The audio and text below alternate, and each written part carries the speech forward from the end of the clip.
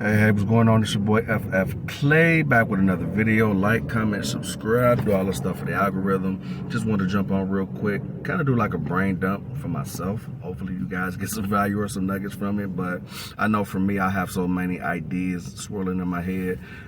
So many things I'm studying and putting together, and I have intentions of doing something with them all or presenting them, but just for some reason I never get around to it, especially when I get in my head and think about actually doing it as opposed to, when I think about doing it versus actually doing it, a lot of times it doesn't get done or it gets done super delayed. And so the power and the potency that it originally had is not there because I didn't do it immediately when I was supposed to. And not supposed to from a obligatory stance, but just from a freshness, immediate response, I guess, just doing it when it comes to me as opposed to waiting and getting in my head. So I said all that to say that I'm studying a lot, and I'm putting together a lot, and I just want to kind of like consolidate it and gain clarity with everything. And just, but also one thing has been my problem has always been perfectionism. I don't expect perfection, but I do expect excellence and precision. So I'm just learning just to do it, pretty much.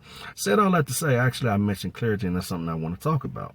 Clarity and how essential it is. And like, I've always, for the most part, been big on it. Maybe it has faded to the background at certain times in my life, but I've always wanted clarity. I've always inquired. I've always wanted to seek to understand. Didn't know why. So a couple months ago, it really just came to me. It's just like was a lot of cloudiness, a lot of uncertainty. I didn't have any clear direction, and so I became intentional about praying and asking for clarity. Little did I know how it would come in such a big way. It's like the floodgates open, and they are still opening and flooding more and more each and every day as a result of something that I desired and prayed months ago and still do to this day. I don't want it to stop. Clarity is essential in life. I know we place a big emphasis on speed.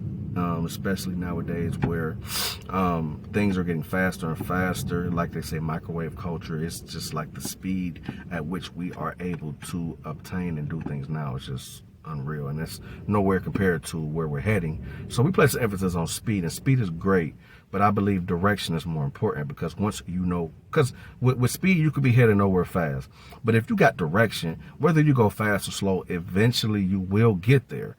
Fast is not always good. Yes, we want quickness, we want efficiency, but we want quality over quantity, or in this case, speed. So give me direction. So now that I know where I'm going, now I can best map out the best way to get there more efficiently, and speed will come. You can get speed, you can learn speed. That's just my thing about it. But you could be heading nowhere fast, so you could have no direction, but you can have a head full of steam, and you could be heading nowhere, and that's destructive. And so I said all that to say I liken clarity to that. Clarity is like GPS, needing direction in life. The thing is, if you are trying to get something or go somewhere that you've never been, obviously you don't know how to do it. You don't know how, or you don't know where, or you would already be it. You would already be there, or you would already have it. But that's just ego for us, just like they say that us men, we don't like asking for directions. It may be a myth. I think there's some truth to it. I guess, but it's ego. And so the thing is, say for instance, you are trying to get to a new destination, but you've never been there. You don't even have an idea. You can do it the hard, egoic way, and you can just drive around. You can trust your sense of direction. Even if you have a good or a great sense of direction, there's still a easier way to do it. So you can drive around, and you can toil, you can strive, and you can do everything within your strength to get there, and you may eventually get there, but it will take longer, and it would have been much harder, as opposed to you just asking for help in the sense of asking for directions, plugging in the address to your GPS and allow it to lead you step by step to where it is that you need to go. And I'm not saying put all of your trust in technology, because GPS is a perfect example of sometimes technology ain't always the best, but for the most part, overall, for sake of this example, it's pretty simple. As you put the address in and you allow it to lead you to where you want to go, sometimes the most efficient way. So with clarity, that's what I like in clarity as, is getting directions to go somewhere that I've never been. I don't know how to get there. And so the Bible says that there's a way that seems right to man, but the end thereof is death. And again, that's ego. We think we know the way. We think we know how to do the things that need to be done to get what it is that we want to get. But if we don't have those things present in our life, then it's obvious that we don't. And so we have to lean to a who does. We have to lean to someone who does know where, what, and how to do what it is that we need to do. And so in asking for clarity, that's more so intuitive. And so it's not, we're always clashing. It's always the ego or the flesh versus the spirit or essence or energy or source, universe. Insert whatever your belief is, whatever you're comfortable with. But we're always at odds in this one body. We always have the rational, natural mind, which is the ego or the flesh that does things a certain way and is set in its ways. And then we have the spirit within us that knows all things, that has all things, and not only knows and has access, but has the power to carry it out. And so we're always at odds and opposition. And so in asking for clarity, it opened me up more so to listen from the inside out. You know, I always emphasize living in the spiritual life is living from the inside out. And so it opened me up to what people will call intuition. Some people will call it the still small voice. Some people will call it Jesus, God, the Holy Spirit. Again, it's a matter of semantics to me, you know. Whatever you feel comfortable, whatever works for you. It opened me up to listen from the inside out. And that's when things began to unravel. Things started to become easier. Things started to become more precise. Things started to become more efficient. And that's what leads me to the path of least effort or the path of least resistance. I've been listening to Neville maybe 3 or 4 years now. Maybe about that. 3, 4, maybe 5. Maybe 5 is a stretch. But and he talks about in the Power of Awareness. It's a book. It's I forgot what the name of the chapter is, but I know it's not the path of least effort. But that's what he talks about. But the chapter is much shorter. But he talks about the path of least effort, and he says that it is the minimum of energy multiplied by the minimum of time. And he says that it will get you there faster and with less effort than if you were to do it your way. And so what that means is the path of least resistance is a real thing.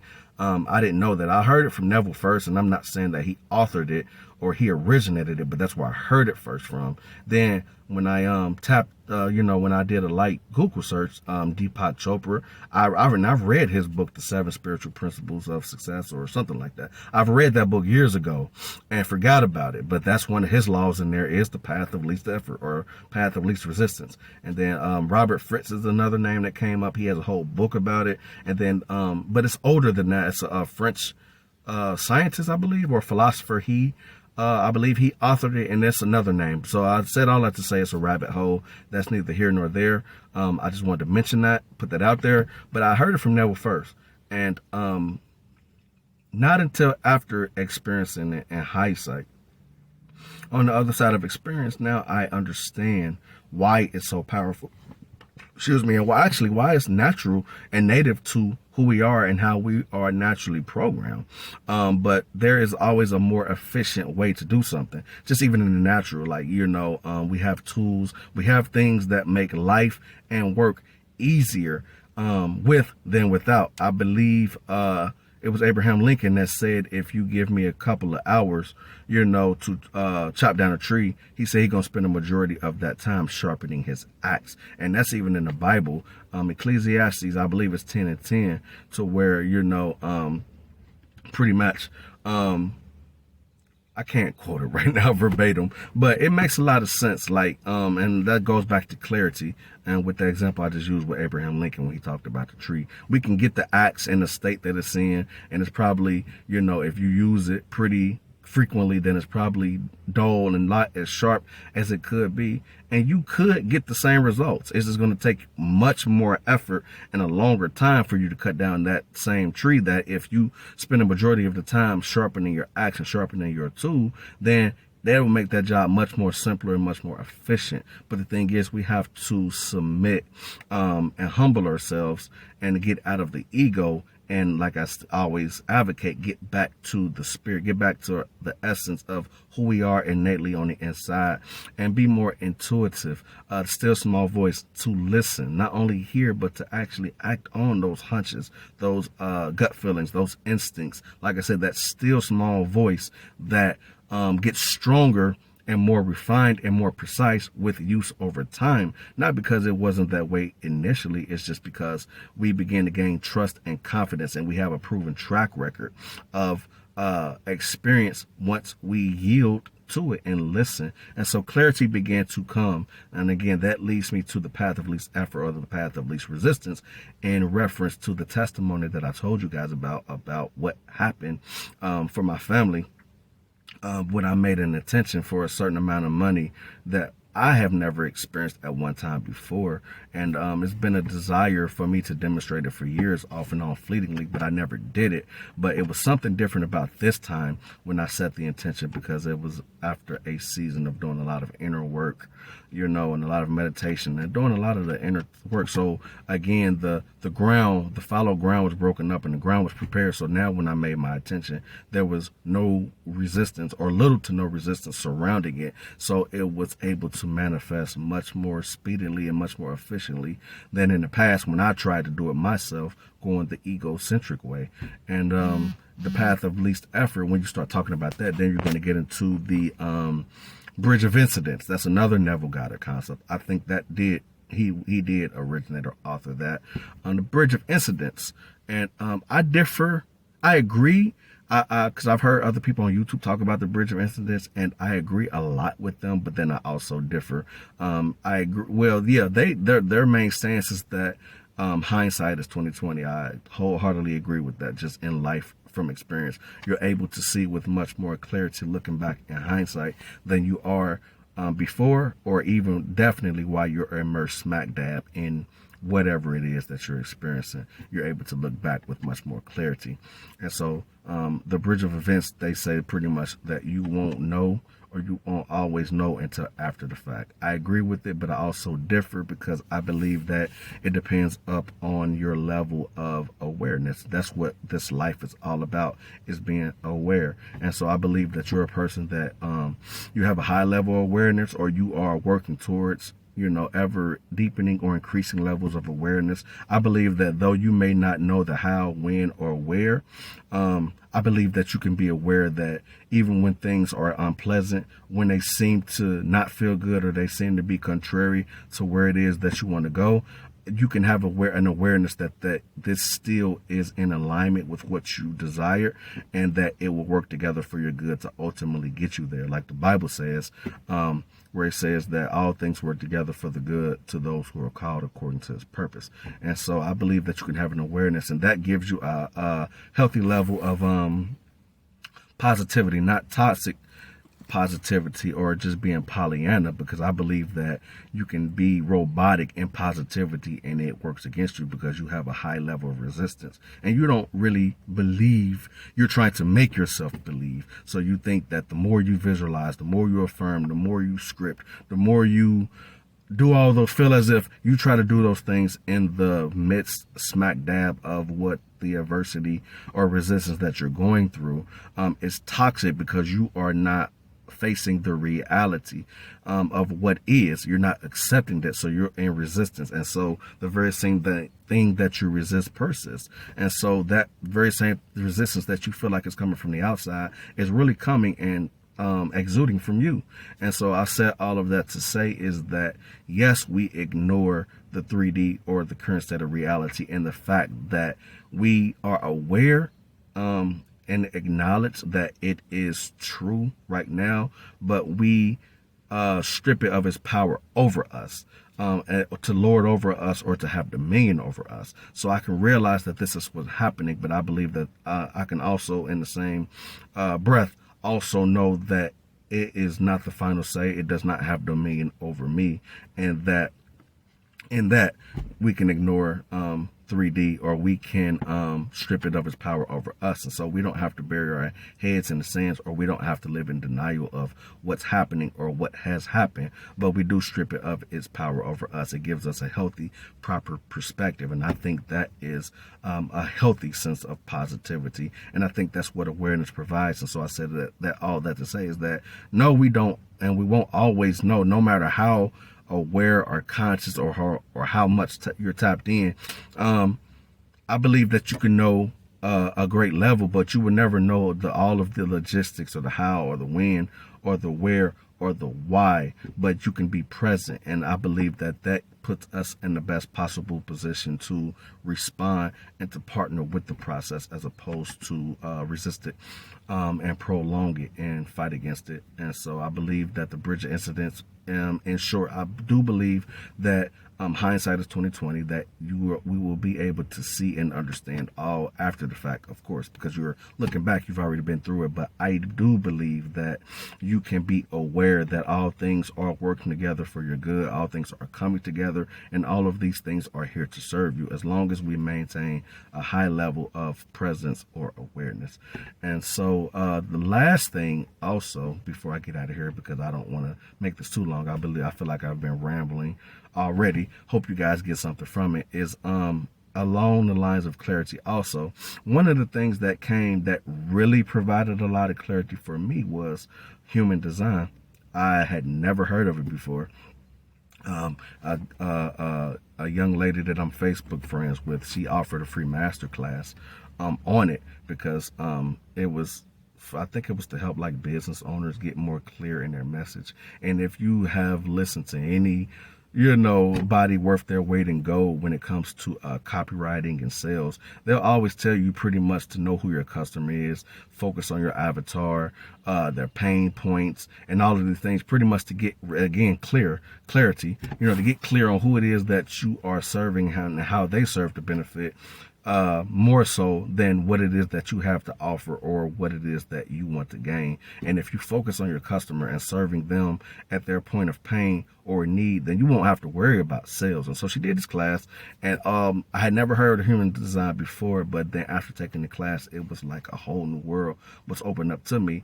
And again, that word clarity, I was able to get clarity, because that was one of my questions. It was like, I know that I have gifts, I have talents, I have passions, and I have things that I feel like I want to give to the world. But what is it that I really have to offer? What gifts do I have?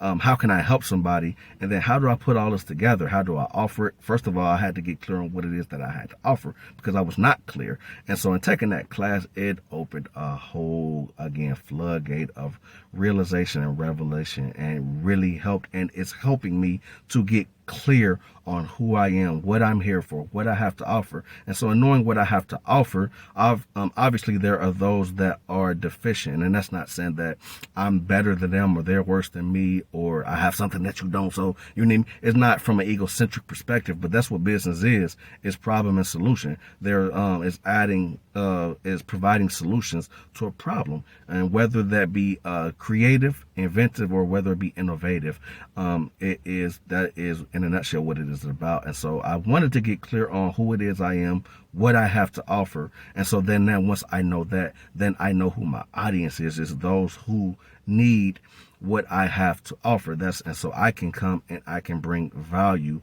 and then there can be a mutual benefit and exchange. And so in taking that class and then doing the homework, and I'm continually doing it, I've been able to get clear on my strengths and my weaknesses and my gifts, and clarity. Like I said, clarity really consolidates everything. It brings confidence, it brings precision, it brings efficiency. It does a lot. And so in getting clear on who I am and what I have to offer, I'm getting even more clear on who it is that I am to target, who my tribe is, and being able to really cater and tailor my message and my life, and just really everything that I have to offer in a package that I can be of the most value to who it is that needs what it is that I have.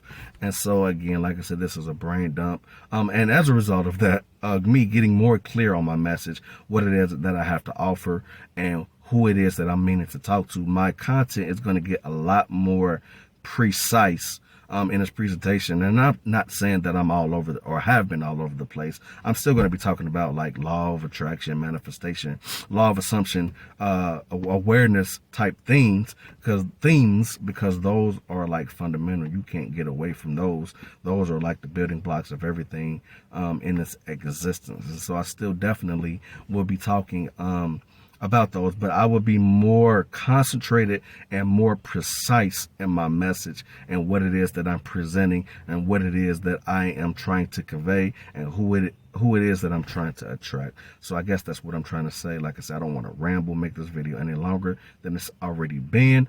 Like, comment, share, subscribe, share any value that you've got from this. Hopefully hopefully you have derived value from it. I'm so excited. I'm sorry. And then my mouth is dry. But hopefully you've gotten value from it. Anything that you would like to hear from me in the future, any comments, any questions that you may have, I'm open. Like I said, I want to become more precise and more tailor-made in my approach. And so like, comment, share, subscribe for the algorithm. Until next time, peace.